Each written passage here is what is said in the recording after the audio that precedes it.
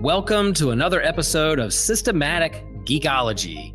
This is a space where we seek to create and cultivate healthy conversations between those things we geek out on and the philosophical and theological questions that often arise out of our fandoms. Like, what does it mean to be human? What makes a hero? What makes a villain? How do the stories and narratives we geek out on shape how we live in the world? We are your priest to the geeks. We aren't all ordained, but we see ourselves as mediators at the intersection of geek culture and going deeper in our faith. We don't always have to agree, but we do respect each other, and we see everyone as a beloved child of God. Everyone geeks out on something, so come geek out with us and enjoy the show.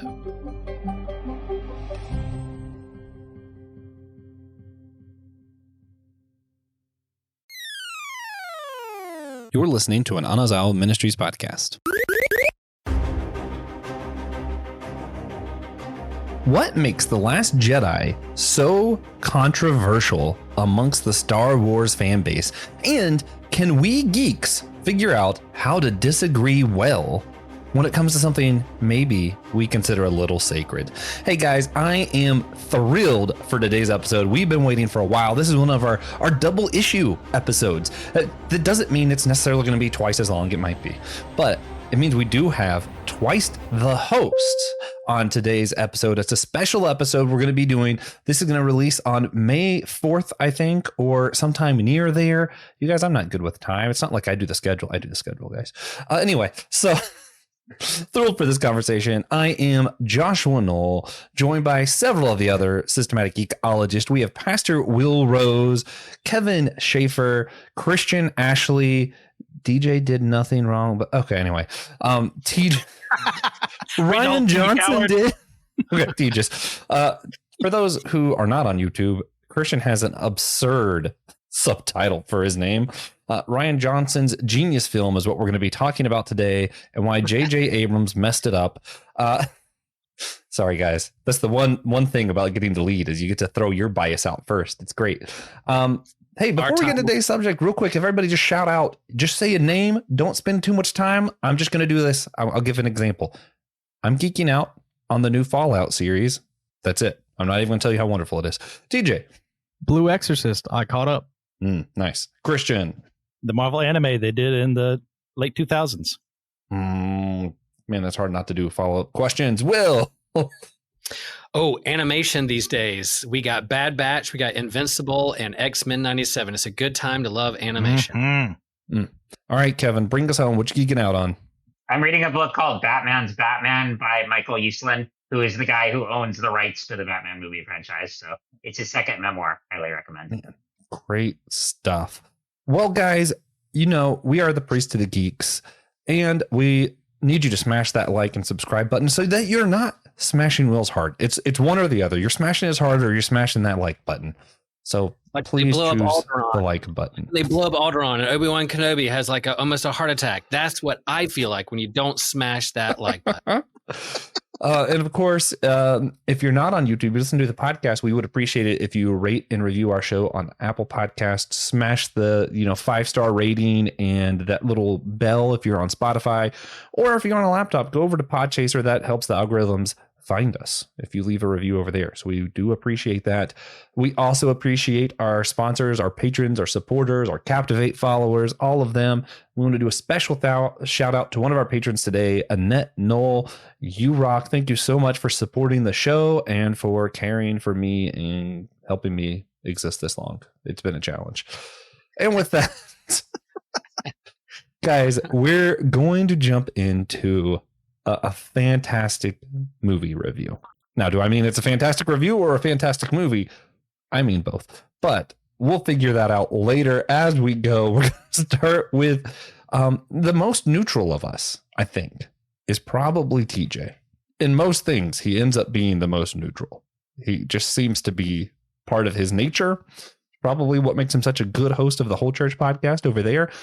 Speaking of which, I did want to real quick explain to people, this is going to be dropping on the Whole Church feed as well.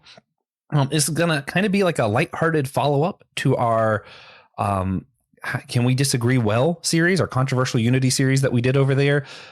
Because you know what? You guys had a lot of really heavy topics and we're taking a couple weeks off, more than we originally planned. Sorry. And this is just going to be a nice little, hey, here's something controversial and here's some geeks learning to disagree well. And hopefully it's a little lighter than some of the other stuff. But with that, the most neutral, TJ, Tiberius One, Blackwell, could you potentially summarize the plot of The Last Jedi, Star Wars Episode VIII? So, The Last Jedi, I'm pretty sure, is the longest Star Wars movie by a little bit. It's like 2 hours and 35 minutes. So a lot happens, but I've never told a long summary in my life. So, basically, we get Rey trying to convince Luke to come teach her how to be a Jedi and come help, save the galaxy from the First Order. Doesn't work. And we see the Resistance trying to resist. And the First Order doesn't like that, so they take care of it. We get introduced to a couple of side characters who remain divisive. I like Holdo. We get to Kylo shut up. We get to I'm sorry. Whatever. TJ. We get to Kylo getting Holdo's great. Rebel, doing his, apprentice kills the master thing. Tries to get ready to take over the galaxy with him. That doesn't work. They're not that friendly. Few things happen in between here and there. It ends with Luke deciding not to kill Kylo, which is fine. And that's pretty much it. You missed some details here and there. Yeah. Listen, so hard we're all going to be dying to give more notes, but there's a reason we let the most neutral of us do this. So I'm not going to let anybody add any plot points. That's it. You just get TJ's plot. Yeah, everyone has plenty to say. Yeah. So we just have to learn to make peace with how great TJ is, and I'll have to make peace with the fact that you couldn't have done it better. I'm sorry. And that's including myself, because I love this movie. This is actually one of my favorite Star Wars films. So speaking of which, I'm going to throw it over to myself first, because that's always easy. Joshua, what's your nickname again? Share with me your nickname around Systematic Geekology. Just so that people know. The producer, editor, and one who could silence you for the whole show. True. That's true. That's also true. Yeah. Two things can be true at one time. What's your other nickname? I may be known as Josh with the bad opinions, which is why we had Kevin here, so that no one does that kind of ad hoc argument against me, and instead I can have someone else that they can't just tease because they don't like his positions. Smart. See, you're also smart, Joshua. You're very smart. Yes. So, actually, I'm not going to go first, but I did want to say. So here's what we're going to do. We're going to give everybody we're going to call it a 2-minute review, but I'm going to give everybody 2.5 minutes. Okay. But once it hits 2.5 minutes, you're going to hear a lightsaber noise, something like, and when you hear that, you're done. Doesn't matter where you're at. Your review is now over. So we're all getting 2.5 minutes. And you know what? Let's make the most passionate of us go first. Christian. Wait, Joshua, real fast, before I don't want this to eat up in my 2 minutes. I just want to say we've been teasing each other about this movie for years, and we're finally talking about it, and we're finally discussing it together. We've rescheduled. It's coming up on May 4th or whenever this comes out. I just want to say I've never been this nervous for a podcast. I love Star Wars. I mean, I'm talking like theologians and like big time podcasters. I've been on a lot of things, but I for this one, my heart's beating the best because I care. It's only because I care. When you're nervous, it means that you care. So I'm channeling my energy and I'm fine. That's why I'm hyped up. People are like, what's the matter with Will's voice? He's a little higher pitched this time. I'm like, well, I'm a little excited. I'm trying to calm down. I'm going to take a sip of Diet Mountain Dew. That will calm me down. I'm going to talk to R2. Oh, yeah. We'll be okay. Well, Christian. This is it's because like the systematic geekologist, we have a community here. We're all like family. So like, even though TJ and I have had like 12 different episodes with different scholars that disagree over the LGBTQ community when it comes to church inclusion. Yeah. Sometimes it's a little bit harder to talk about something like this just because it's with your friends. You're like, yeah, I don't want to hurt my friend. If a scholar comes on and says something, I'm like, I don't agree. And they just don't come back on the show. That's not that big a deal. If Will stops talking to me, that hurts. Cool. Yeah. All right. Yeah. So we gotta be friendly. And for those listening and watching, just so you know how deep this goes. One time I may have pranked Will when I was at his church, and took a Last Jedi sticker, his favorite movie, and put it on his mic when he wasn't looking. So now, every time he has to podcast, he sees this wonderful film's a tribute. It's a sign and fulfillment and the foretaste of the feast to come of unity and harmony and friendship and understanding and learning from failures. Thank you, Yoda, for that good message. And I think Disney also learned from their failures. We'll get into that a little bit later. Thank you, Disney, for listening to your own movie and Yoda. All right. Anyway, Christian, your thing starts in 5. You get to rating 0 to 10 and go. 3, 2, 1. This film is a -1 out of 10. It has broken the rating scale with how awful it is. This is a complete and utter betrayal of everything Star Wars stands for. It is a complete betrayal of the characters involved. It is a complete waste of the old characters and the new characters who I really wanted to see do well. I wanted to see them be characterized well. I have no hatred of women. I have no hatred against minorities. So I'm not that Star Wars fan. I hate bad characterization. I hate bad plots. This one has both, and immense droves. We have the loss of Snoke. Who is he? Who cares? We didn't care about him enough. He just kind of dies. We have Holdo. Oh, Poe, I actually kind of like you. The hell you do, woman. Everything you've done in this movie has been counterproductive to that. We have the Holdo maneuver. That's its own thing. Physics in Star Wars, I get it. Doesn't really matter that much. We have bombs suddenly showing up in space, not being propelled like they would be in a Y-wing. It is awful. We have Luke not caring anymore, having given up a complete and utter disgrace to who he is and what he stands for. I hate this movie, but I do not hate the people who enjoy this movie. I understand their points of view. I highly and vehemently disagree. Yet I have not murdered Joshua, and I quite enjoy Kevin's company. And TJ, of course, is TJ. How could I ever hate him? You'd be surprised. You still got a minute left. I'm amazed. A minute left? Can I have his minute? Can I have his minute? Can I have his minute? No. You may have my minute. I've said everything I need to say. It is. Okay.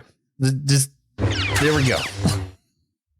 I'm going to go ahead and go. I'm going to go next. Because I want to leave some of the better ones for later, which means Kevin's last. I'm sorry, Kevin. We have to say the best for last. That's all right. Last will be first. First will I'm be going to start mine in 5, 4, 3, 2, 1. This film is one of the best Star Wars films made. I have to give it a 9.5 out of 10. It's not quite a full 10 out of 10, but God, it's so freaking good. It's just a fun time, beginning to end. There's not a point that's like boring or that it feels like it's dragging on. You have a deconstruction of all of Star Wars. So all these tropes that we thought about heroism is deconstructed and makes us rethink, what is a hero? Do the little people matter? Is a big question that's brought up. Is it all about bloodline? Is it all about these things that we can measure? No. What is the Force? And it really goes back to the basics of Star Wars, redefine some things, and I think even enlarges the margins of the storytelling capacities that Star Wars is able to do after this. Fantastic film, lots of fun. Of course, it has its flaws with plots and stuff, and even rectified some characters I didn't love. You know, I never really loved Luke. So for me, I was like, this version, I can get behind a little bit more.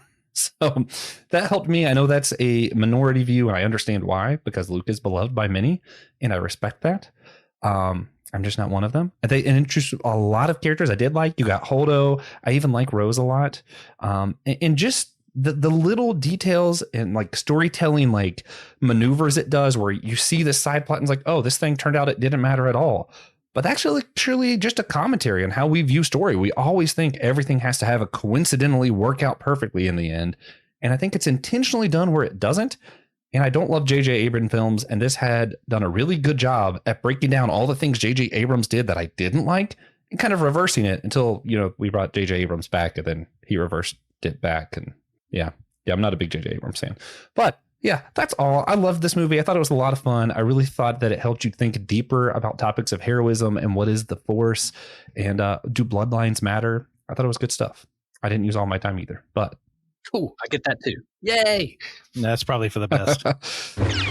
Oh, let's not let Will go crazy. Let's let TJ go. I know he's waiting for TJ's opinion. TJ. All right. TJ. I don't know if I know you. I'm trying to find out. You know what? You're not going to take 2.5 minutes anyway. What am I saying? Just go ahead and go. Yeah. Oh, Will. No, you can cut it to my time. It's fine. I don't need it. So, I like The Last Jedi. It's fine. I don't think it's the best Star Wars movie. I don't think it's the worst Star Wars movie. I'm probably going to give it like a 6 or 7 out of 10. Yeah, Is that rating against Oh, all good. Star Wars or just against movies in general? If it's against all Star Wars, it goes down significantly because the best Okay. Star Wars media is in the video games That's a blow. Fair. and the Clone Wars. But I like The Last Jedi. Visually, it is stunning. I think it is probably by far shot the best out of the sequels, easily, bar none, and probably the original trilogy. That's beside the point. This has the best duels in the sequel trilogy, some of the best modern Star Wars duels, period. Really great, really fun to watch. There are some interesting characterization choices, I would say. Some interesting things that happen, some ways the Force can do many things that we find out about in The Last Jedi, which is fine. I'm open to that. It's just some of them are kind of weird. Why can Yoda's spirit destroy the Jedi library? I don't know. It's awesome. He's not the kind to have intervened with that anyway, so it's not like it's a big deal. He wouldn't have used it for something useful. He's Yoda, you know. I do like the set design, just the backgrounds in this movie. The score is amazing. The characters are still characters. Big fan of a couple of them. Snoke was awesome. I would have liked to see what happened to Snoke and what Snoke was about. But we didn't get to do that because they just kind of killed him. Whatever. So I do have my issues, but largely not bad. Not the best, not great, but it's fun to watch. I would watch it again. If it wasn't 2.5 hours long, if it was 2 hours long, I'd definitely watch it again. 2.5, that's gonna stop me. Yeah. I'm going to go back and take some of my time that I didn't use. No, Man. My 30 seconds. no, Okay. no. Just to elaborate. So the J.J. Abrams does this thing where he creates mystery boxes, and he even says he doesn't know what's in the mystery box. He's the reason Lost is what Lost is. Sorry, I'm not a big fan of Lost. Yeah. He does this thing where he just creates a mystery, and it doesn't matter what it is. Why? And it's why you have so many just annoying things. And I love that the director here just throws them away, at least once, literally. So I kind of liked that Snoke was built to be this big mystery. And we said, you know what? Doesn't matter. I think he really trimmed down a lot of the fat of the sequel trilogy of what made it bad. Someone lit that lightsaber. All right, Will. I didn't hear. There you go. There you go. All right. Okay, so if you heard what Joshua just said, I'm going to go the opposite direction. And let's just say that we're connected on levels. I'm even like one of his pastoral figures, Jedi's, Obi-Wan's, Yoda's in his life. So yeah, Amen. respect. I want to start off by saying that, like, yeah, I'm an OG fan, like from the very beginning.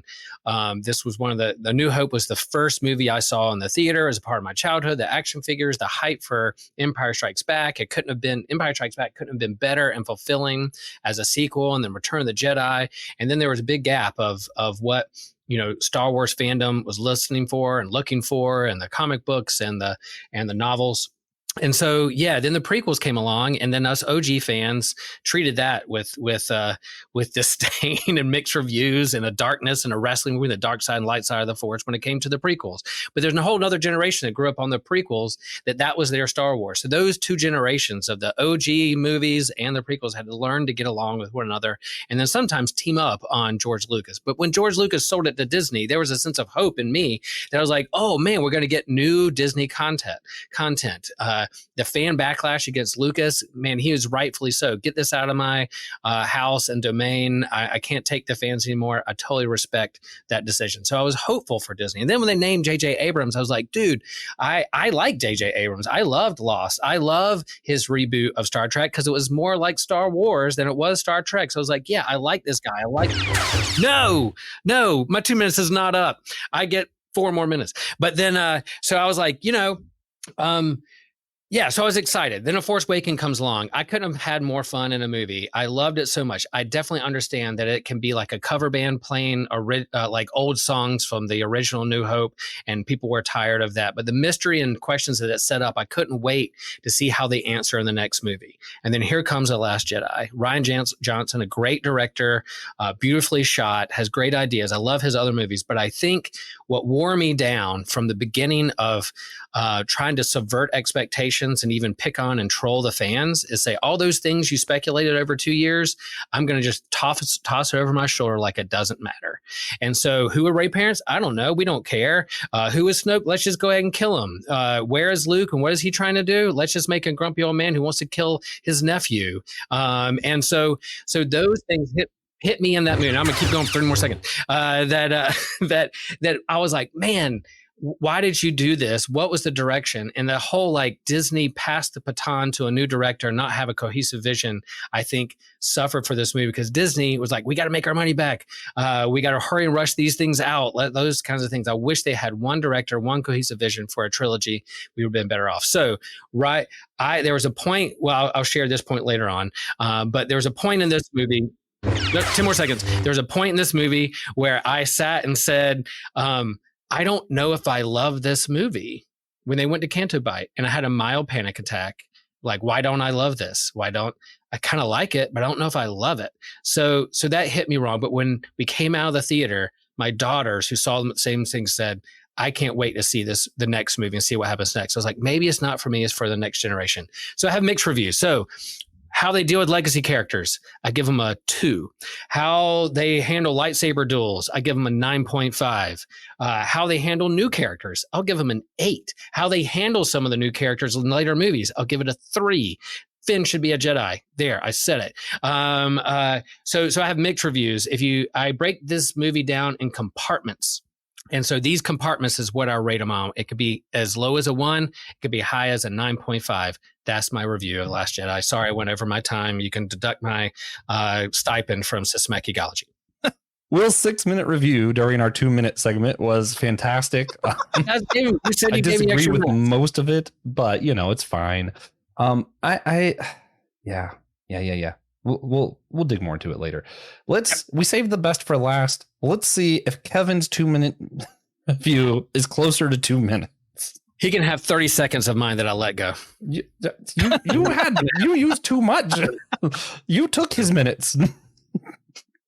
All right. So as a lifelong Star Wars fan, I thought this was one of the best Star Wars movies. Also, I came out of the theater absolutely enthralled. While I liked Force Awakens a lot, it played things safe. And that's why I think Last Jedi was able to do something that typically Disney wouldn't, in that it was very risky. It let a filmmaker who was renowned critically, but also not that commercially successful, really stick to a vision he had for the franchise, for these characters. I think that I'm speaking like Will. I am a lifelong Luke Skywalker fan. I'm a kid of the 90s. I grew up on the prequels, but watching, all the original trilogy on VHS. And so I had just a lifelong love for the franchise as a whole. I love Luke, and I actually think that his characterization here makes total sense. I'll elaborate on that later on. But I think that this movie teaches you that your heroes don't have to be infallible. That doesn't mean they have to be, completely evil or anything like that. But it shows the humanity in them, in the character who is so long regarded as this legend. And he comments on that in the movie, but he can make mistakes, and that's okay. And there are other characters I'm going to relate to him later on after I get through this part. But I thought the filmmaking was exquisite. It was gorgeous. It enthralled me the whole time. It's a deconstructionist movie that never gets boring. And it just kept me on the edge of my seat the whole time. And I still remember when I saw it with one of my best friends who we used to podcast together. We were both enthralled. We went in the car, recorded a quick 10-minute reaction just of how, and then we did a longer review later that weekend. But I was actually, when I came home, talked about how much I loved it. I was actually really shocked by how many people who had the opposite reaction. And now, in the years since, I've been able to rewatch it, and I see those points, and I see the criticisms levied at it, and the discomfort that it does provoke. But I still think it's one of the best things ever to happen to Star Wars. And I have loved it more and more on rewatches over the years. And I just rewatched it coming in for this. So I'll have more to say, but that's my quick 2-minute summary. You have 1 second left. That was phenomenal. Nailed it. Great time. Fantastic. Perfect. Hi, my name is TJ. I'm here to tell you about the Systematic Geekology shop. That's where we post all of our merch. It is hosted on Creator Spring, and we have a ton of really cool merch, mostly clothing. We have hats, extra soft t-shirts, sweaters, hoodies, and more. Our hosts wear them all the time. It's actually super comfy. We have glassware, mugs, which everybody loves a good mug. Fill out your cupboard. Get rid of some old ones, which is the part that I never do. That's why I have too many cups. We have cloth bags, posters, and it's really stuff. We like to put our icons on there. We like to put quotes, things we've come up with, and it's cool. It's a cool way, and a lot of it is pretty subtle too, to show support for one of your favorite shows. And my personal favorite is actually our SG dad cap, which I haven't been reluctant to buy it because now I have to wear hats at work. And then I get tired of wearing hats, but it's really cool. It's really understated. It is our logo right here. And then it says Systematic Geekology on the back. It's great. It's a really good hat. We have a few of them floating around. Check it out. And if we could all just rock the SG dad cap in public, I think that'd be pretty sweet. I'm going to go off script for just a minute. And I know this is dangerous, so let's not eat a billion years of time here. But a couple things that a few of us mentioned I thought might be worth more than our quick takes. One is how this ranks or fits in with the rest of Star Wars. A lot of us, I put it at the top of the list. Christians like this is the absolute worst that Star Wars has ever done. And for those wondering, I think this is number 3 for me if I had to rank it. The original is the first. A New Hope is just fantastic. Then not the Last Jedi, sorry. New Hope, I'd probably, actually this might be 4. I'd probably do The Return of the Jedi, then Rogue One, then this. Because I like Rogue One a lot. Rogue One's good. How are you guys ranking? How's this fit for you? I know I've made it my unpopular opinion pretty well known around here that I just don't like the prequels that much. I like them a lot better than I used to. I don't think episode 3 is the worst anymore. And that's one thing J.J. Abrams gave me. I no longer think that episode 3 is the worst Star Wars film. Thank you, J.J. Abrams. Anyway, let's see. Will, you are the OG Star Wars fan. You mentioned this a little bit. How does this fit in for the rest of Star Wars? Because we mentioned that deconstructionist idea, and for me that was really exciting. I could see where for someone who is all of these years suddenly being challenged and faced with this deconstruction message, it might not have been thrilling. Yeah, my favorite one of all of them is Empire Strikes Back, because there was so much hype leading up to it, and then it fulfilled all my expectations with the intensity and the oh my goodness moments and the turns and Dagobah and Yoda, and I mean all that stuff was just so good. So that's at the top. And of course, New Hope was First Love, and Return of the Jedi. I was like, yeah, there's good moments here, but then I start to see it's starting to eat its own tail with fuzzy little bears instead of plush trying to sell toys. Don't and hate plush on the Ewoks, Luke. Will Luke. So you're trying to sell, I don't know, it's starting to get too big, I guess maybe, and then trying to figure out what that vision was for the next. The prequels, I wasn't a big fan either, but they have grown on me over the years because of how they filled in the gaps with Clone Wars and things. I put Last Jedi in the middle. It's not the worst ever. There's definitely moments I really like. I like, as Kevin said, I like the idea of your heroes and legends being humbled and trying to rethink and deconstruct what it means for the universe. I have no problems with that. We'll talk more about how that means. I have no problem with, the Jedi Order. There's lots of problems with the Jedi Order and its religion. There's lots of how are we going to see how is the Force used in the universe. So those points, even the military industrial complex of what he's trying to say is a good point. Just how they said it and what they did and making jokes along the way, almost like I was being picked on as a fan. I probably take it too personally, probably didn't mean it that way, but anyway, that's how I took it. I would say that's where I wrote the missed opportunities of the legacy characters. You don't have to subvert legacy characters to lift up other characters. I'm a pastor of a church. There's times I want to progress and move things forward and introduce new hymns and new ideas to my congregation. But on Christmas Eve, I don't introduce new hymns. We do the classics. We do that.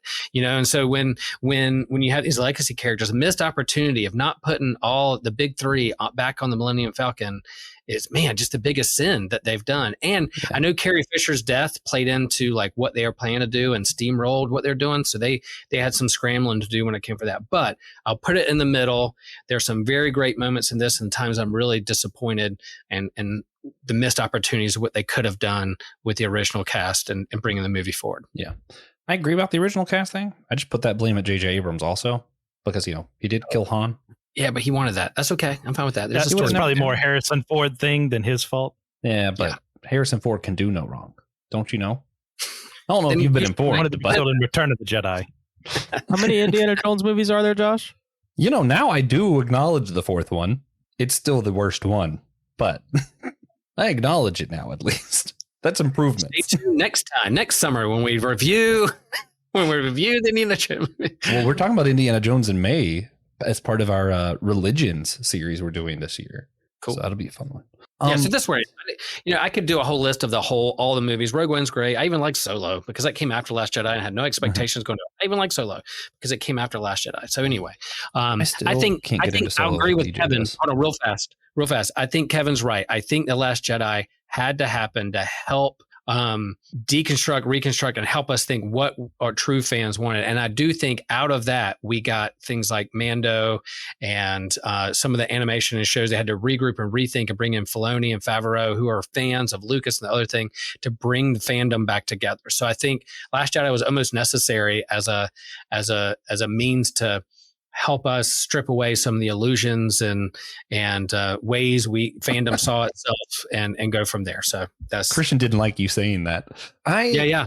It's not even that it was necessary. It was just that for me, it enriched me. I think this is the only movie of the Star Wars film thing that I was left thinking more. It's the only one that I saw in theaters that I left excited and I had a good time. Like this was the first time, because I didn't really like the prequels. I grew up with them a little bit, but I watched them in theater and was like, yep, that was okay. One time I watched one with my grandfather and that was a lot of fun because he just wanted to talk like Yoda the rest of the day. And I loved that as a kid, but it wasn't ever like a memorable moment watching a Star Wars movie and leaving theater until I went with my best friend. We saw this. We were like, this is possibly the best Star Wars movie. And we were both so excited coming out of this.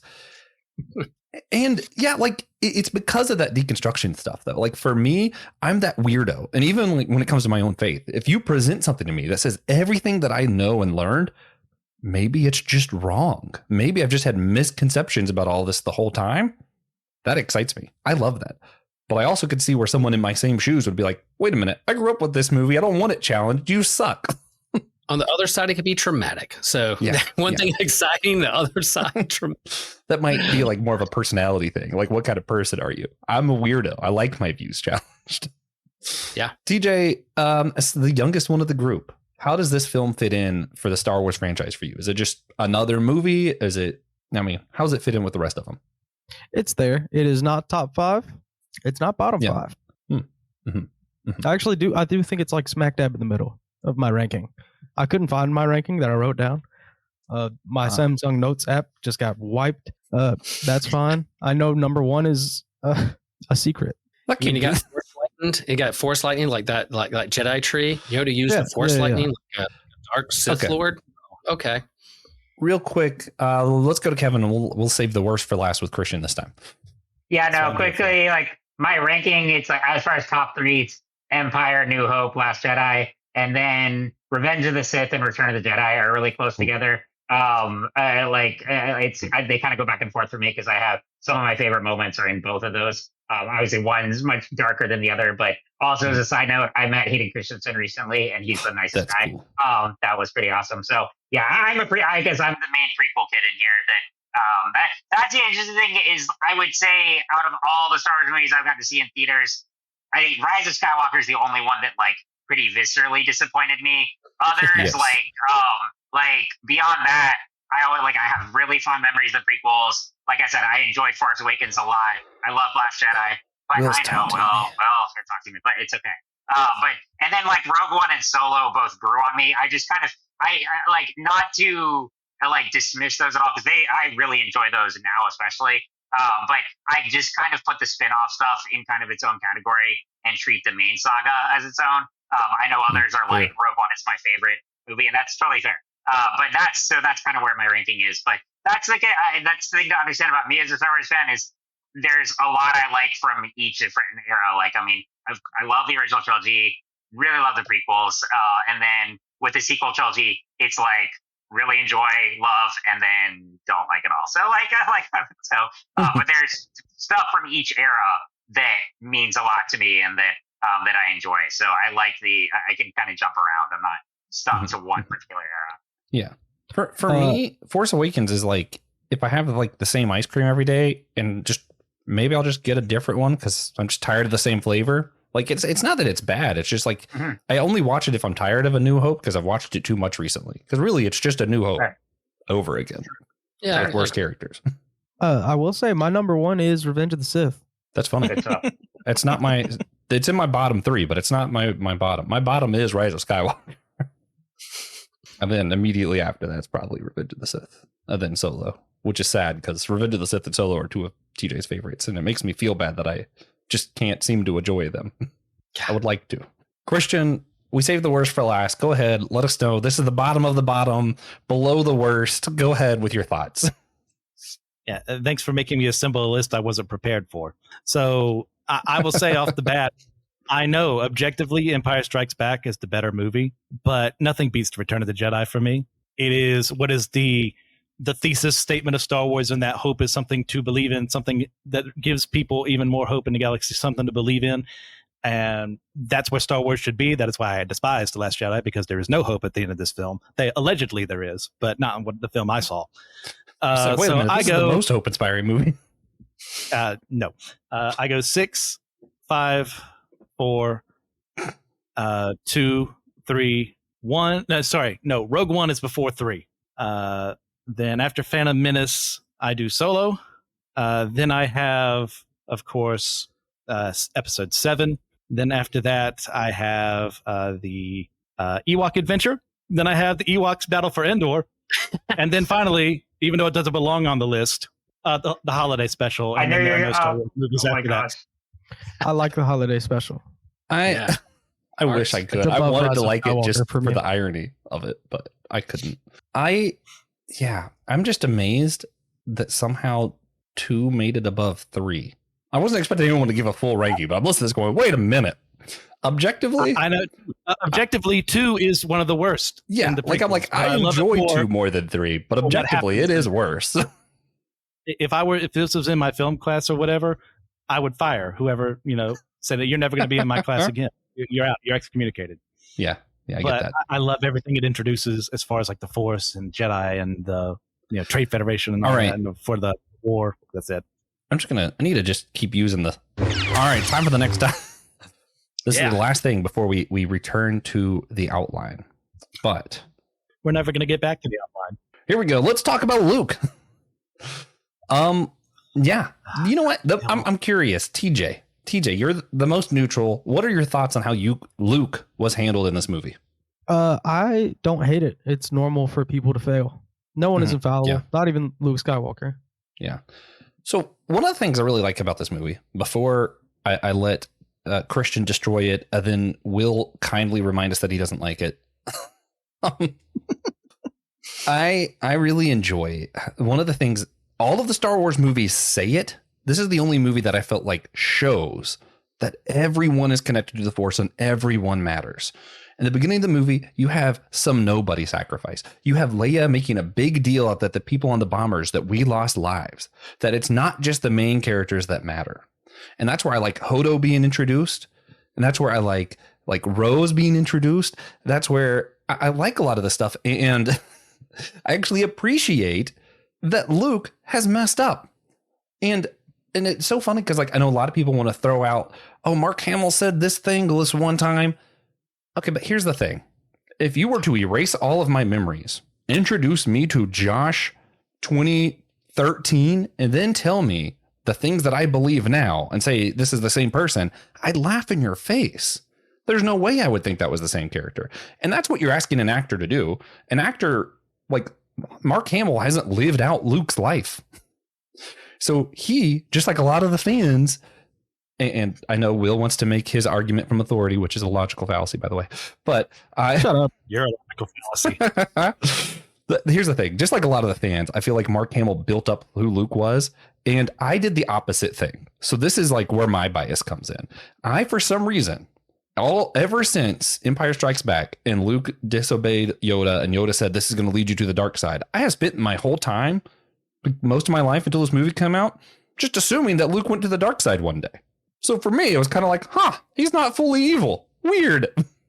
Just assumed that's where he was going to become because, Yoda said that. Yoda can't be wrong, which also is an argument from authority, which is a logical fallacy.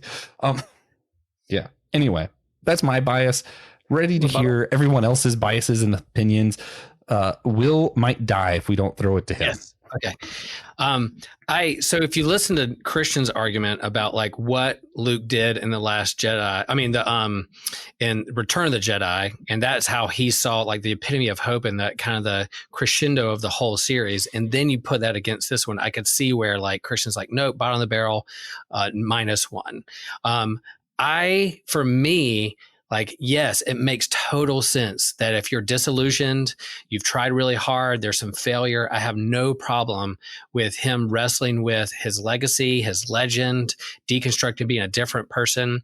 But to go from a whole weight of cutting yourself off completely from the Force and abandoning your friends and family because you made a mistake is just really hard. Like, we'll talk a little bit more in a bonus question about what I would have thought would have happened after Force Awakens, the way you could do that in a way you can still toss the lightsaber over your shoulder and say, yeah, the Force isn't about just laser swords and lifting rocks. It's not. It is for every single person, which is why I wish they had made Finn more connected to the Force and other things. That the broom boy at the end of The Last Jedi grabbing the Force and say like the Force is for anybody. Absolutely.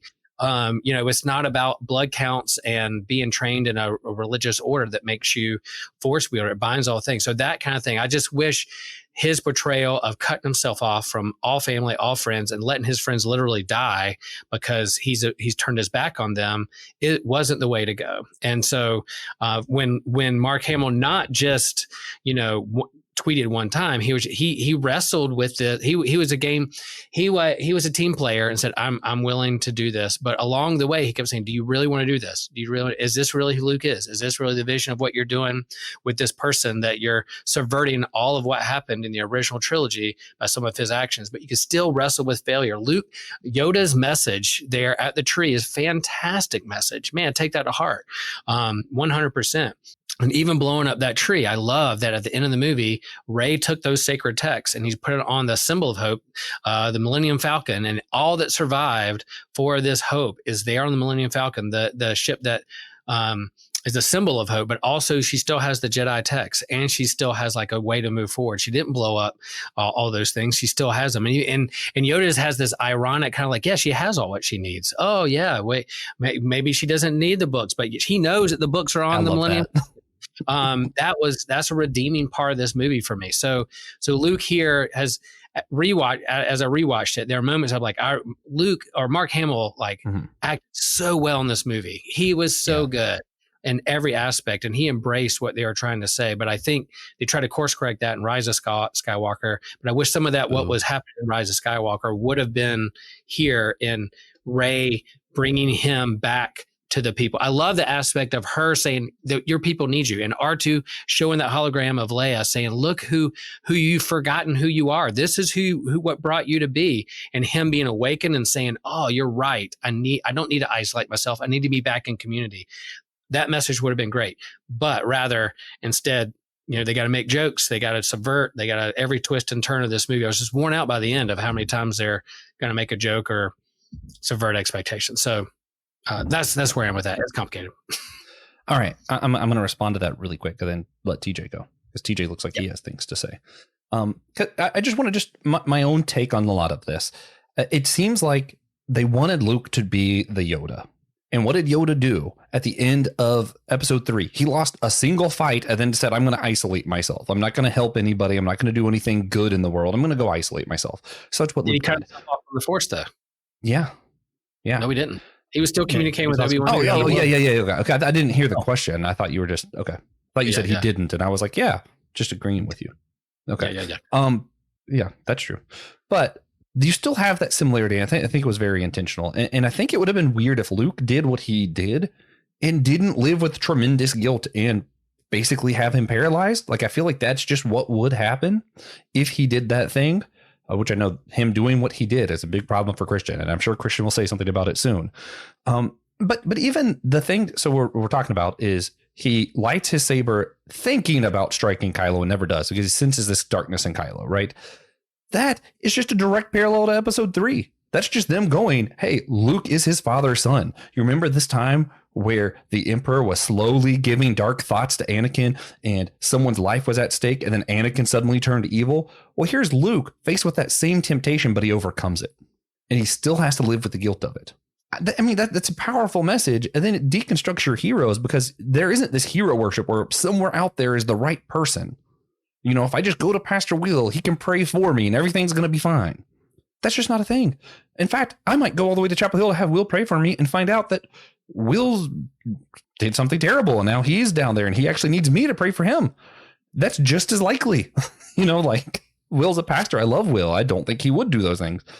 But the thing is, like, we can't put these people on the pedestals that we put them on. And I think it's a good message this movie does. And I like the parallels it makes to Luke and Yoda, Luke and Anakin, and these other things to really deconstruct what is the message of Star Wars? Is the hope in this bloodline or is the hope in every single person? I don't disagree with that. I just how they shared that story and what they did along the way. Is how they get. I do understand where you're coming from. Yeah, TJ, go. We should have learned that Leia was force sensitive in episode 6. Yes. Yep. I agree with the move. Should have just happened way earlier. Because, yeah, of course she is. Why wouldn't she be? Obviously. Be really weird if she wasn't. It'd be so odd. But, yeah, that's pretty much all I had to say. Funny. Would have fixed the whole movie. Christian. Okay. I like Luke. I am not opposed to Luke failing at something. What I am opposed to is him failing and giving up, because that is not Luke Skywalker. Yeah. This is the Luke Skywalker who not only attempted to redeem his father in the final moments on the Death Star 2, but also attempted to redeem Emperor Palpatine, someone he knew he was never going to succeed on, but did it anyway. And yet, oh no, my nephew's having bad thoughts, and I'm going to stand over his bedside instead of talking like him, you know, like an individual, like a person. So that he can misconstrue why I'm there and see me with a hand on my lightsaber, even though I would never actually do it, which they say he's never going to do it. It's Kylo's misinterpretation of that scene. Well, that misinterpretation doesn't happen if Luke isn't a complete and utter idiot, which this film requires him to be in order to get him to where he's at. And I'll go with where I want him to be later on in that bonus question. But Luke of Legends was also a failure in certain regards. There's at least 3 Jedi I know he trained, and there's probably more that I'm just forgetting that ended up Darksiders or trying to join the Sith in some way, shape, or form. You've got Kueller, you've got Brakis, you've got Dasan.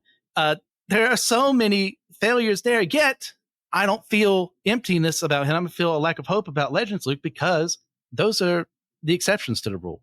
He taught many capable people to become Jedi. He overcame, even when the Jedi Academy was attacked by the Empire, even when it was attacked by the Yuuzhan Vong. He didn't give up. He kept going and led the Jedi back to where they should be. Was he perfect? No. And are there some things in Legends I really don't like? Absolutely. There are plenty of things in there where I go, yeah, this is why there should have been like only a certain amount of people doing something in this field. But when it comes to this movie, him throwing away that lightsaber makes the rest of the film what it is. I mean, I could look over certain things, but it's pathetic. This is Luke Skywalker who, instead of rising above his situation, realizing, okay, I screwed up. What can I do to overcome that? And what really affects me this way is because that happened in the last film with Han and Leia. They, in certain respects, gave up. They gave up on their marriage to where Han goes back to being a smuggler because it got to get him back in that position somehow instead of him doing it as a job and because he enjoys it. You know, he and Leia have to be on their Splitsville, and that's not Rian Johnson's fault. And not everything is Rian Johnson's fault. I think it's a very competent director. I enjoy Knives Out. It's a really good movie. I have not seen Glass Onion yet. I need to do that. Also, I think this is a poor example for him. That's not Luke Skywalker. That's not Han and Leia. And once again, it's not his fault that he had to open up the film with, oh, what's Luke been doing? And it's that same thing for Game of Thrones. It's not the fault of those D&D. I can't remember their names off the top of my head, that they had to create an original ending for the story. It was a very terrible ending that they made, but it's not their fault. I just saw it. It is not. Stupid. Yeah. I think if Rian Johnson had been able to do this from the beginning, maybe it would make more sense to me. Why? Because I probably would have seen why Luke got into this state. But I don't. And even with, the flashback, well, yeah, I know objectively people died in that, but who are these people? Why should I care? Mm-hmm. Yeah, and I think some of that, just to real quick, like I think part of I like that Disney. I like Disney. I don't have anything against Disney. I like Disney Star Wars, but I think some of their beginning hubris and pride that like we're going to disregard all the legends, we're going to disregard the prequels, we're going to disregard the Clone Wars and cancel that. We're going to do our own story moving forward was a way to them like, wait, there's a whole history of people living with this character for a long, long, long time, and you can't just sweep it under the rug and just do your own take and think people are just going to just lap it up like you're the all things. Like you got to refer to some of the legacy and the canon that's there with this character, and it doesn't mean he has to be perfect or can't fail or isolate himself or make some wrong choices. It's just some of that distrust comes along with you. If you're going to lead up to like discounting some things that people care about that they've sat with for a long time and then try to do your own thing, you just don't have the trust of the fan base. And then when you do things like this, then of course there's going to be backlash because you're not in like a trusting relationship with them. So, in the story groups lashing out with people on Twitter beforehand and after. I mean, there's some behind the scene things that why this is so divisive, but there's moments as I rewatched, I was like, man, this is a good point. Man, this is beautifully done. Oh, now I see this. I'm separated from it. Now I'm separate from that. So anyway, I think there's some backstory behind the scenes stuff that attributed some of that stuff too. But all right. TJ, Kevin, did either of y'all have anything to say about Luke really quick before we finish this? I'll try to keep it quick, I know, but I would say, so Joshua, you brought up too earlier that it does run parallel to both Obi-Wan, especially, and goes through the same art. I think more so than Yoda. He has that, isolation, hopelessness, and that's what that series, the Obi-Wan Kenobi series, looked at, getting him from that point of despair to Alec Guinness, the Kenobi. And so there's that. And with Luke, yes, I know we want to believe that he's always going to overcome in the end. And in this movie, he does get to that point, reclaim hope by the end of it, but it's a journey. And I think for him, when you look at his history of farm boy for 19 years, then instantly becomes a war hero and is swept into this massive conflict, then is a soldier for several years, doesn't really, yes, he's trained by Yoda in that intermittent, but not a formal training like even Anakin had or anyone else. And he is dealing with like a darkness within him and a light and is constantly in that struggle. And when he becomes a teacher, I think that's the hardest challenge for him because he is trying desperately to prevent the cycle from happening again. And when he sees that it is very much going to happen with his nephew of all people, that's when he, like you said, he has the moment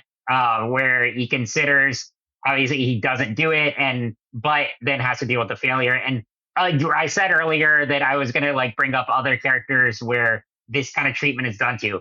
I think about Old Man Logan. I think about Dark Knight Returns, Batman Beyond, where are heroes that you look up to so much and you think are infallible. The pilot of Batman Beyond, when Bruce gets to a point where part of that is he can't do it anymore, but he also gives up. And he says when he has to pull a gun on a criminal and he says never again. And even when Terry McGinnis comes into his life, he's not instantly reawakened and it's still a journey for him to believe that Batman can be a symbol. And also, if I can quickly bring up in scripture, a character that I think about, this is a bit of a well, not necessarily, but I would think about King David, who is as a kid, is the ultimate hero. Even in secular circles, that story of David and Goliath is brought up as this ultimate underdog, good versus evil. That doesn't change the fact that as an adult, he falls big time, forces Bathsheba to have sex with him, and has her husband murdered. And then he goes into despair. And it just shows you that I think when you are put on it, because Luke was clearly put on a pedestal in his own life, and I think that does things to you. And he does. And this movie is not afraid to examine the PTSD that comes with that and the trauma. And I know that's a hard pill to swallow for a lot of people, and it intentionally does make you uncomfortable as a viewer. But that's actually what I appreciated, that And by the end of the movie, he does reclaim that hope, and he's able to not only reconnect himself with the Force, but he discovers new ways to use it and uses that as a means to not destroy his enemy, but instead he finds hope in the next generation of Rey and the Resistance. And that sacrifice he makes at the end is not to charge, the First Order and destroy them all or kill Kylo. It's to give the Resistance, what's left of it, a fighting chance. And that, I think, is the perfect redemption story for Luke. So that's why I love his arc so much and his portrayal. So sorry, Christian, I know I disagree with everything you said there. As everyone here keeps referencing the bonus question, I realize I wrote down the wrong thing. So we're going to do the question that you guys see written. I meant to see the follow up to this movie, what you would have preferred, because I just want to say, what Rian Johnson wrote for the follow up to this movie, fantastic. And it makes Luke's thing make sense, where Luke intentionally did what he did to die. Like, he wanted to die so that he could haunt Kylo. And that actually makes it interesting, because then Luke becomes Obi-Wan and he's this nagging voice until Kylo is redeemed. And that doesn't just redeem Luke, it redeems Han, it redeems everything up to this point. That writing was so much better than what we got. Anyway, tune in next year for me, Kevin, and Will to talk about the Rise of Skywalker controversy. Yeah. We'll just do it again. But for this, a huge challenge. We're going to work together. All 5 of us are going to work together to come up with the 3 best parts of this film and the 3 worst points of this film. And what we're going to do, I got some slides. I'm going to try and put them up. If you're on YouTube, you're going to see me just kind of flipping through sometimes. Just because I just don't know what we're going to say here. So let's let TJ kind of moderate and help us along here. TJ, let's start with the worst so that we can end on a positive note. What do we want? How are we going to get to the 3 worst points collectively? So this is, I think, the most divisive part of the movie. What people think is the worst. I think the best is a little bit easier to decide because we have some common agreements there. The worst, I think everyone has a different opinion. So that's true. Let's all like recommend something and then vote. Yeah, I think that could work. Yeah. So, Christian, what do you think the worst part of this movie is? Well, I misunderstood a question, so I have 3 on my own. Yeah, I'm with you. I will throw out the character assassination of Luke Skywalker, the pathetic usage of the film's trilogy's new main cast, and completely waste them. No, you get to throw out one thing. And a complete and utter disrespect to the franchise's themes. There is no hope at the end of this film. No, we do need 3 false. total. So yeah, your first and third one are just false. Second one, I can work on you with. I will say the slow running out of fuel space chase that then sets up a side mission to Canto Bight, then to do a side commentary on the wrongs of how they're both bad. The Resistance and the Empire both have a plan of like this war machine, and then you have like a master code breaker who's not Lando, but some new character who has like a stutter. Who I'm not quite sure if that's appropriate. What are we doing? Is that supposed to be funny? Is it supposed to be what? I don't know what's going on. I don't think that's funny. And so that whole side, and then bringing a new character for Finn and love interest rather than reuniting him with Rey and letting them continue to develop in their relationship with each other, and whether that's romantic or whether it's just how they use the Force or how they're connected or what was awakening them. So this whole should have said one sentence things. Because I can't remember all that to vote on it. Yeah, the side I wouldn't vote on that anyway. I think we're foolish to even try and vote on something to agree on. We got this. There's one thing he brought up that I agree on. It's what I was going to say. I do think they misused Finn's character. I feel like that was a huge missed opportunity. That's something that if I had to pick something I didn't like about the film, I love the side quest that Will was talking about, primarily because it shows that a lot of these side quests that's happened throughout Star Wars that were like, oh, this just so happens to work out. I like that one time it didn't. It didn't just so happen to work out. That made me happy because that's another deconstruction of this thing that happened in Star Wars that really doesn't make a lot of sense. I don't mind 1 or 2 or 3 deconstructions, but do we need 12 deconstructions in one movie? That's what makes it so good. All spice, baby. All spice. But I'm gonna throw out the misuse of Finn's character. That would be mine. I will agree with that. Kevin, if you had to throw out one for us to vote on. I would say so. I don't mind some of the jokes and stuff. Like I don't even mind the blue milk thing. I just remember how people got offended by that. DJ Disney wanted to sell it. Yeah, that's true. But but I would say there are moments where it's a little overused. Like some things like undercut with the joke. It's not constant, but it could have been just tweaked there a little bit. So I'll throw that like just 6 like tweaks on some of that in the dialogue. Yep. Yeah, I'd agree though. The misuse of Finn's character, easily the worst part of the movie for me. Best part of the movie, probably the porgs. I like porgs. Cool. Well, I was going to put them as one of my all right. So can we all settle on the misuse of Finn as one of our 3 worst points? If I can't have every new generation character, then yes, I will settle for Finn. I think I can go with something you guys brought up. The lack of reunion of Luke and Leia. I feel like that's a big one. I feel like I could get behind that. Yeah, I think agree on that one.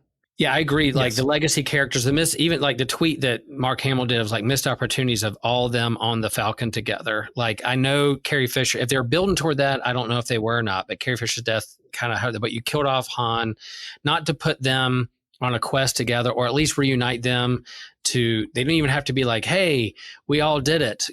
Let's all get medals like we did in the first movie. But they could be like, yeah, there's some mistakes we made along the way, but how can we lift up these new characters and commission them and empower them to go forward? So I think, yes, how misuse of legacy characters.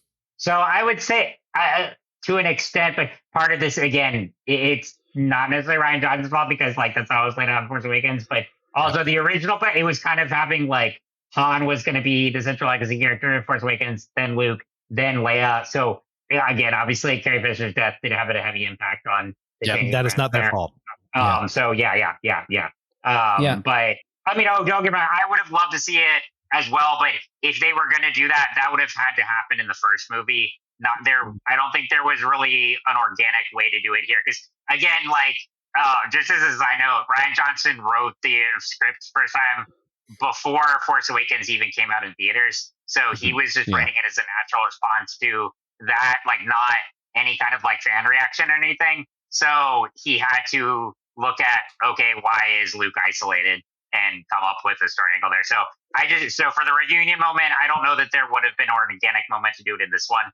It was just a lot was already set in motion from Force Awakens. Yeah, I couldn't get behind misuse of legacy characters, but I could get behind missed opportunity. Yeah. Okay, I'll get behind that. Yeah, I will compromise there. Okay. Quick thought. Do we like Leia? Do we like Leia floating through space like a princess? How she used the Force, or should you have used it in a different way? If they had established she could use the Force earlier in the trilogy, absolutely. Yes, I obviously know she can, but that's a tell, not show. It could have been done in Force Awakens, definitely. So like, I don't have a problem with the moment itself, but I agree that it is like, because in Return of the Jedi, you get sort of like, there's a slight hint there that because when she says, somehow I always knew that you were my brother and everything. So it's hinted there. Yes, it should have been displayed in Force Awakens so that it's not a complete surprise here. But I don't mind the actual like it's a little weird, but like I still like the moment. It's cool. I think they should have went whole hog. Leia should have had a lightsaber. Leia should have been the acting grandmaster of the Jedi Order. Yeah. Yes. True. Accurate. But no, I didn't mind that scene, but that's just because you have to remind me, TJ, is it Force Unleashed 1 or 2? But they show you that the character can live through space because of the Force. So that was established in previous media for me. So I was like, I can take that. It didn't feel as weird.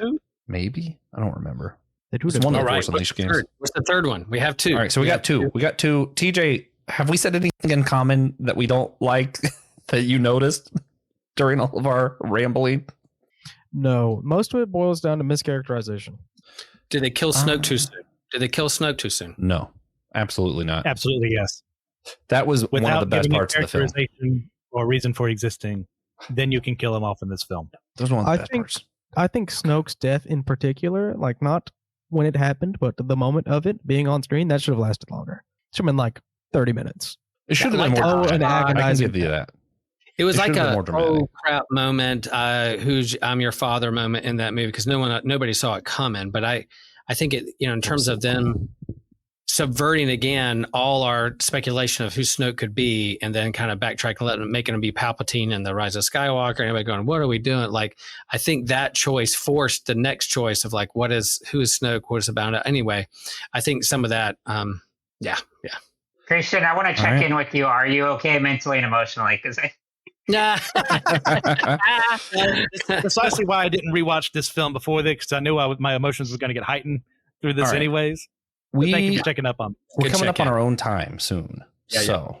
Let's see if we can find a third. Or just stick with two. There's just not a lot that I didn't like in this. You know what? I got one. This is really minor, but it's one I think we can all agree on. They didn't use C-3PO enough. Yeah, that's fair. Yeah, the droids. Yes, okay, I could see them more. I could see them more, and I would like to see Maz more than a cameo. So. True. I was gonna say they should have used the blue milk more. What about Captain? To be fair, if you've been to Disney, it's delicious. I actually like the end of Phasma's story here. Okay, me too. Okay. Yeah, C-3PO legacy. But we see a theme here with legacy. Okay, so our three worst points. I'm trying to go back. The misuse of Finn, the missed opportunity for a reunion of legacy characters, and then not enough C-3PO. Okay. Okay. All right. So for the best things, I'm just going to name 3 things and see if everyone agrees. The lightsaber fights and the scenery and the acting itself. I agree with the lightsaber fight. I don't think I'd put the other 2 as like the best parts. Can we say how about cinematography? Can we agree that like I can give cinematography, the lightsaber fight. I want to see the themes of the movie, because I feel like even when I've talked to Christian and he doesn't like the movie, the points the movie made were still good points. If they had made good scenes around those points, I'd agree. Yeah, I don't disagree with those points. Hey, can I also say that I like the new use of the Force? I don't mind Force timing. I think it's kind of a cool idea of connection. Embodiment is not just a spiritual woo ghost thing. I can phase through things, but it's like a physical nature of him being present and them being together, and Luke walking in and catching Kylo and Finn about to make out, but then he breaks up that, So I think Force timing and new ways to think of the Force as a grander thing rather than like just a religious prop that Jedi priests use. I don't mind that at all. I think that's pretty cool. The Force open to everybody kind of thing. Mm-hmm. I like the Force open to everybody. Yeah, that's the theme I liked. All right, Christian. Okay, I'll agree with the Force. My actual 3 were DJ, who I thought was a character who should have been in a different movie. The one Finn's just like, we'll stop you or whatever. He's like, maybe. You know what? Best written character in the film. Porgs. Christian, you and I disagree on that one. Oof. Porgs. I would eat those suckers in a heartbeat and also adopt one at the same time. They're adorable. 3, the film ended. No, I actually have changed my mind on something about this. Oh, no. Ooh. I like Rey being a nobody. Good. Okay. Me too. Oh, that's despite the mystery box thing that Abrams did, it would have been nicer if she had been someone. But if you're going to go with this is not a bad idea. I like her being a nobody because every single Jedi outside of like your parental lines is a nobody. Yeah. She's a I like that too. I agree. Yeah, I agree. But until the next movie, she's a nobody. The next movie ruined it. That is not Johnson's fault. Yeah. Yep. I like the Porgs. Can we make it Porgs lightsaber duels and then DJ? Because I do also agree with DJ. DJ's great. Not DJ. No. Not DJ. No. And Porgs are fine side 0.5. Like they're cute. They're plush. They can sell that at Galaxy's Edge. I get it. Do you know why they did the Porgs? More substantive points in this movie. Do you know why they actually did the Porgs? Like it wasn't just to sell product. There were so many puffins on the island that they filmed on. They just had to animate over them. And I've been to Iceland seen puffins, and I didn't believe the hype on puffins. I'm like, oh, whatever. And when I got to Iceland and saw the puffins, I fell in love with puffins. So yes, I'm all about puffins. Perfect. I'm just thinking, if you want me to really like this movie, don't just say puffins. Let's say lightsaber duels. The point that the Force is for everyone, and what's the third? Cinematography. Porgs. Cinematography is a good one. Ray being nobody. Cinematography is so good. Phenomenal. Yeah. Good. I agree. All right. All right. Here we go. All right. How do we argue against our own view? This is something we've been doing on the whole church series recently. We're going to give everybody just a minute. We don't need anything more than just a full minute. Argue against yourself. I'm not going to make Christian go first. That's just mean. We're going to make TJ go first because he's so neutral. I think that arguing against himself is still just neutral. TJ, how do you argue against a neutral position on this film? I have nothing to say. That's my opinion. All right. You know what? Kevin, I'm gonna do mine. Okay. I will say there were plot holes in the film. There were things that I just, particularly if you think too hard about it, you're like, wait a minute. The timing with that side mission, the timing just didn't work out. I was like, I didn't quite love that. I also do see there was a lot of material they could have pulled from Luke to make a more nuanced character, not just a character who had messed up once. So I think that could have made for a more interesting film. Of course, there were ways that they could have, without just undoing everything, unpacked some of the mystery and then maybe shaved off the rest. I can see where there was so much deconstruction that maybe it was a little head spinning, which could have even taken away from the message because people were so distracted from how much you subverted expectations that they sometimes weren't able to see the real point of the film, I think. So that would be my argument against it. I don't believe that argument, for the record, but that's my argument against my own position. Will, you try. Yeah, I agree. I think that, there's so much misdirection that sometimes I felt dizzy at the end and a little No, you have to argue for the film now. Oh, you have to argue right. against your position. I was agreeing with you for once. Dang. I will say, argument for the film. I do see what it was trying to do to broaden the legacy of Star Wars and make it a widening aspect in terms of the Force and who has it, and that, like, in terms of the narrow use of the Jedi Order and their use of the Force, it's not just for them. That point I really like. So I love some of the message along the way. How they got to it was hard for me, but I definitely understand kind of a new take on Star Wars or what's going to do. I wish there was. It's hard to go back. I just wish there was one director, one vision, and you carried it all the way through rather than rushing past the baton so you can tell a cohesive story. We're not playing a game of telephone here. We're gonna just tell one complete story. So, but I definitely see the points along the way. And man, Yoda's speech to Luke as, to old man Luke, and talking to soon somewhat old man Will, like there's a lot of there. I'm not the same Will as I was younger. That message hits right and hits hard, and it's not always good or easy to hear, but man, it's so true. So, and I think Disney listened to that speech and then did some course correction and understand from the failures and move forward with other properties too.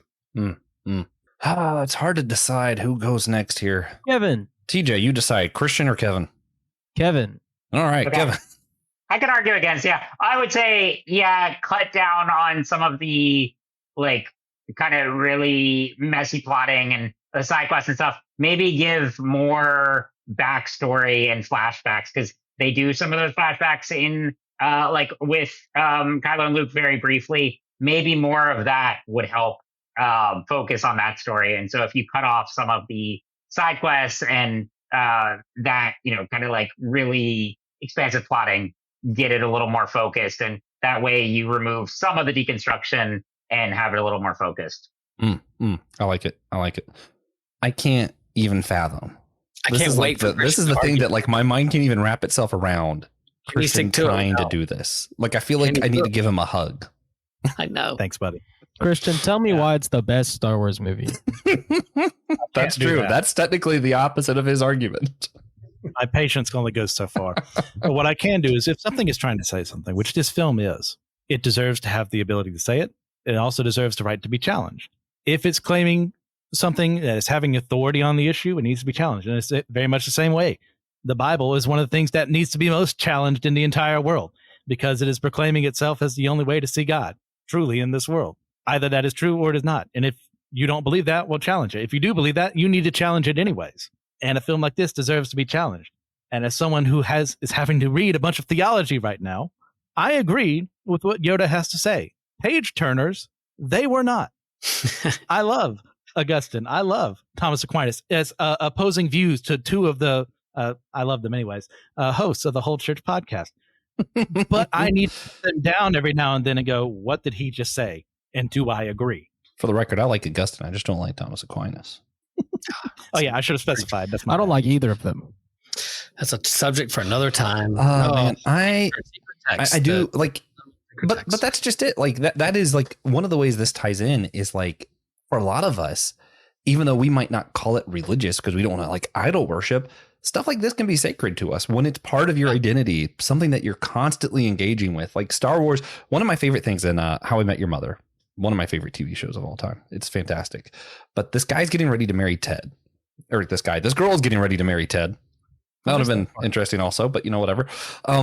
And Marshall has her trying to watch Star Wars with him, and she just can't get into it. And he sits her aside without like Ted. He's like, listen, here's the thing. What happens when Ted is sad, when he's sick, when he's healthy, when he's happy? He's going to watch Star Wars. and it's so funny because like it's a silly moment, but if you're like a geek like us, you know exactly what he's talking about. Like it's true, right? Like I remember, which is funny because mine is actually How I Met Your Mother. The night before I got married, I stayed up the entire night. I didn't go to sleep. I watched all the wedding episodes of How I Met Your Mother. All right, there's the bonus question. I don't Are we talking remember about that. How You Met Mother? Talking about Last Jedi? Well, you Come were on, wrap asleep. it up. Here you go. Oh, But no, like, and it's like there are these things that we hold on to, not because I think there's something like religious and holy about Star Wars, but because it's something that comforts me. So when these things are challenged or when there's something new that we love, it's extra contentious sometimes, right? Like me and Kevin walk out and we're so happy and we can't wait to share it with our other Star Wars friends, and then they hate it. That's a hard pill to swallow. Or you love Star Wars so much and you go into this thing that challenges everything you love about Star Wars. That's tough. That's tough. Even though, yeah, it's just some silly Muppets and stuff in space. But at the same time, it's a lot more than that to so many of us. So I guess the question and I agree, and that's why we do systematic geekology. I mean, that's kind of why we're doing this, because we're talking about our fandoms, but there is a correlation to like the meta narratives and narratives that shape our lives, and the credit and the truth and the authority we give it to us and our own stories. And so that's why, and this isn't a bait and switch in terms of like, oh, now we're going to spring like a Bible verse on you, but like, these stories we care about, how does that affect us? In the same way with religion and communities and message boards and all those things. So that's why this movie is super important to dissect and talk about, because so much of this is happening. This conversation is happening within religion, our communities, our groups, our young adult groups. All my own church, has a spectrum of how they feel about things and certain characters in the Bible and what the church is doing or not doing. So I think it's important. That's why we've set this apart as a double episode, because this is a divisive movie. Why? Because it does trigger a lot of things, the same stuff that's going on with our faith and identity. I think Muppets from Space is better than this movie. Yes. Maybe That's how you retcon a I character disagree. I do disagree. That's But you know what? Of course we disagree. Christian, I got to throw this to you. When it comes to something like this, that, you and I disagree very heavily over this film, right? How do we disagree well over this movie and still talk about the important themes? Because I feel like we're able to do this, but sometimes it's harder for others to walk away from a film and not just get hooked up on you love it and I hate it, but actually still say, okay, let's talk about why, and maybe even get into some of these themes. Like for you, it's a big thing that it didn't leave you with hope, because hope's an important theme to you. And for me, it was a big thing that this deconstructed what it meant to be a hero and that anyone can be a hero. And I think it's important that you and I are able to have these conversations and not just get stuck on how dare you not like this or how could you possibly like this film. So you want to speak some to how you're able to engage with a heretic such as I? I do that regularly, but just for this episode, sure. Joshua, do you love Star Wars?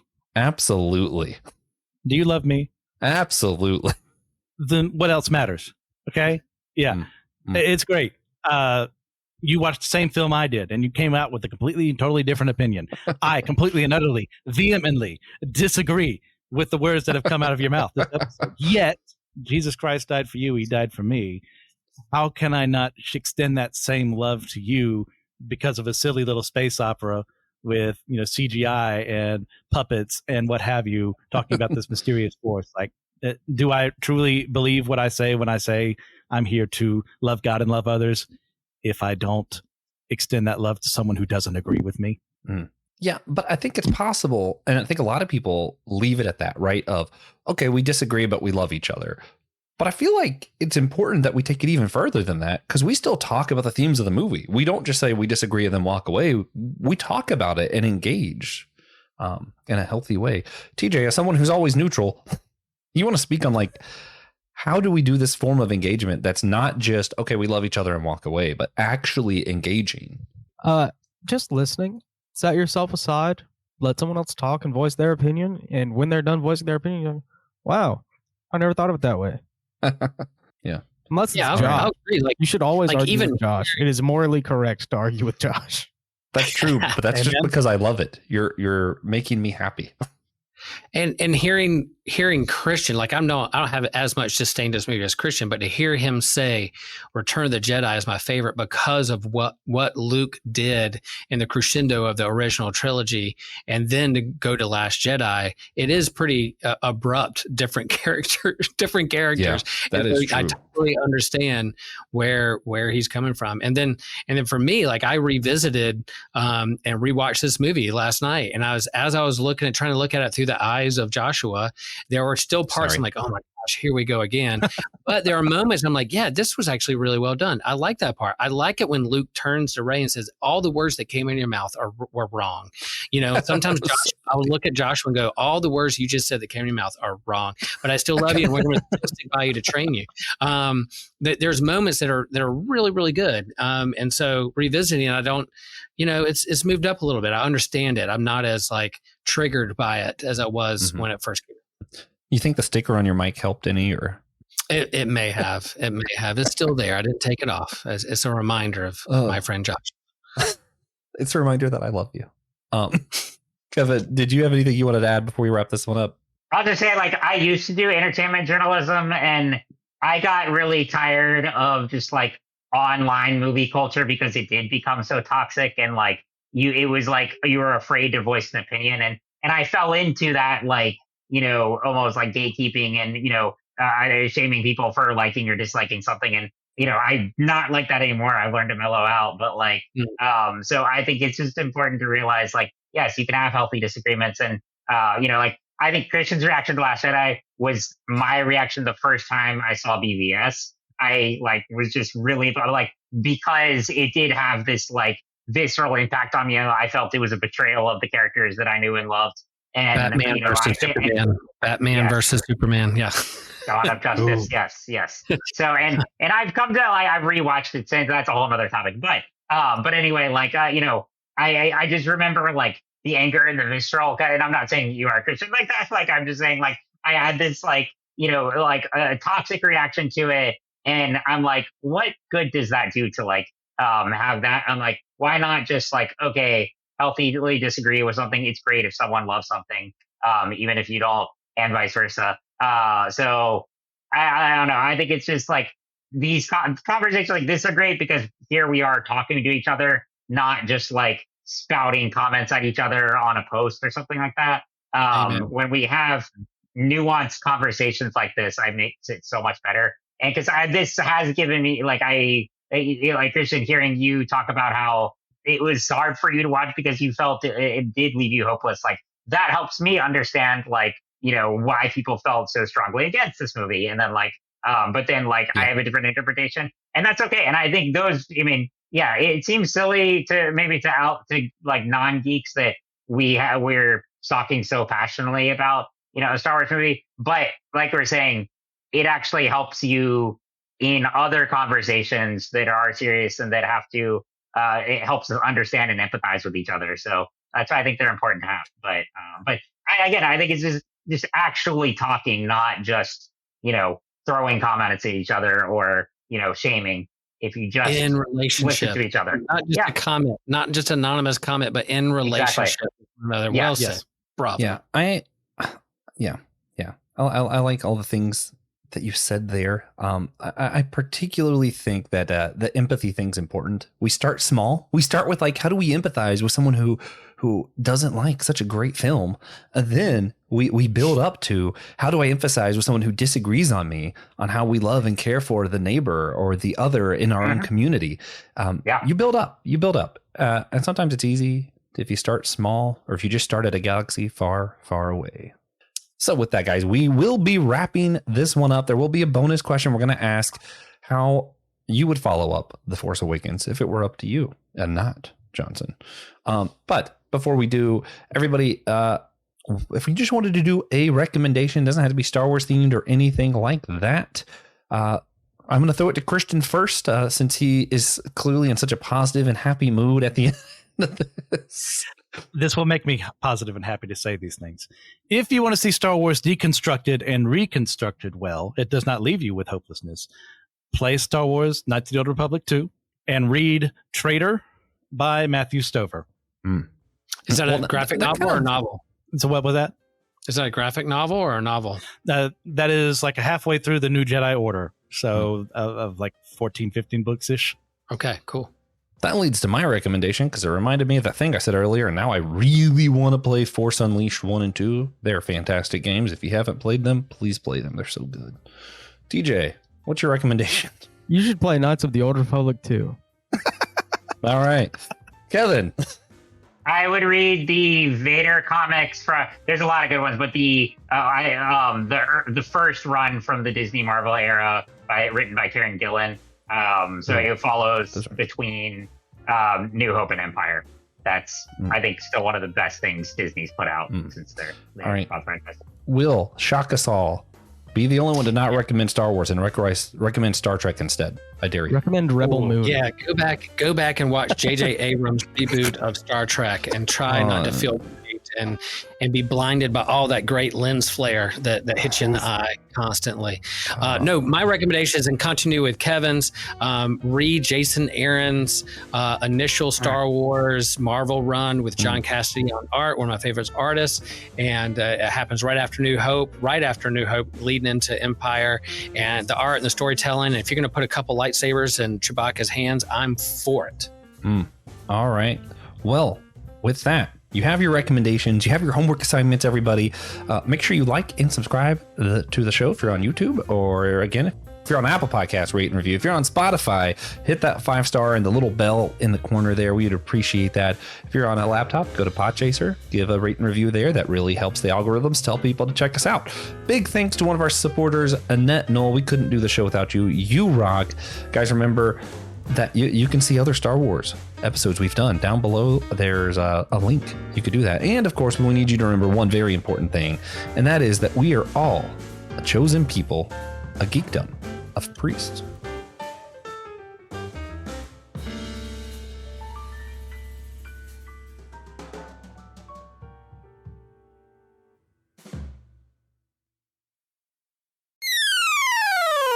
Make sure you follow us on Instagram, catch us live at events we are holding or attending, get updates when we post new episodes of the podcast, see our other favorite content that we lift up and support, as well as just see our beautiful faces and engage with us through messages. Maybe watch a reel and give us the feedback of what you think of the show. Hey friends, this is your pal, Will Rose, and I have some exciting news. Systematic Geekology will return to Theology Beer Camp this year, October 17th through the 19th in Denver, Colorado. And we hope that you can join us. We are a part of Theology Beer Camp in Chapel Hill, North Carolina, at my home church in my hometown. And that year, Theology Beer Camp was called the God Pods. And then we were in Missouri, a part of the Geek Stage. Yes, we had a whole entire Geek Stage where we had workshops and speakers and had incredible conversations. And Theology Beer Camp last year was called the God Pods Strike Back. So you kind of see where this is going. And so this year, the theme is the return of the God Pods. And so if you head over to Eventbrite and follow God Pods 2024, or hop over to Instagram, follow it there. And if you enter promo code Geekshire, you see what we did there? Yeah. Wilbo Baggins approves. If you enter Geekshire, all caps, no spaces, you'll get $25 off your ticket price. Geekshire, all caps, no spaces, Geekshire. Yeah, say it with me, Geekshire. Enter that.